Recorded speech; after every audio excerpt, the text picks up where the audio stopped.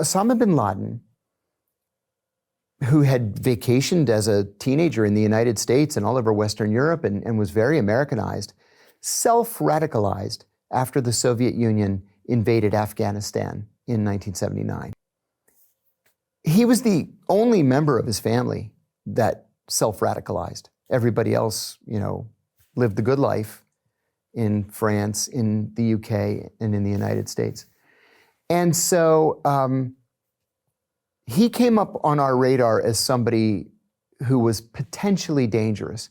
I sat next to a guy when I first got hired. And in the summer of 1990, he wrote a paper saying that he believed Osama bin Laden was the most dangerous man in the world. Here there's a terrorist attack in Dhahran, Saudi Arabia, at a facility called OPM Sang. This was a joint facility of the US military and the Saudi Arabian National Guard. And terrorists had gotten onto the base and had killed something like 5 people. And I think they were all third country nationals. I think they were Indians. So this group called Al-Qaeda took responsibility for this attack. Nobody had ever heard of Al-Qaeda. So the Saudis did what the Saudis do, and they rounded up 1.5 dozen people. Some of them probably didn't have anything to do with the attack, but certainly the masterminds of this attack got away, bin Laden being the one, and he went to Afghanistan.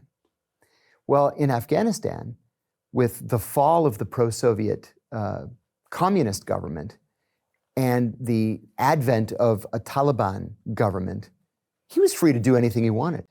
By 2001, Al-Qaeda had carried out several large-scale attacks. And we said, well, we've got to get on the stick, and we have to find this guy, and we have to stop him. The door opens, and Ambassador Black walks in with the chief of operations for the Osama bin Laden group.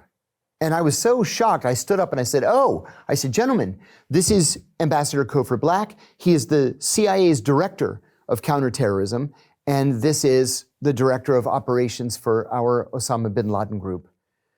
And he sat down, and I'll never forget his words. He said, something terrible is going to happen. We don't know when, and we don't know where, but we know it's going to be an attack on a massive scale. We're hearing code words for a huge attack. The honey salesman is coming with vast quantities of honey. There's going to be a great wedding.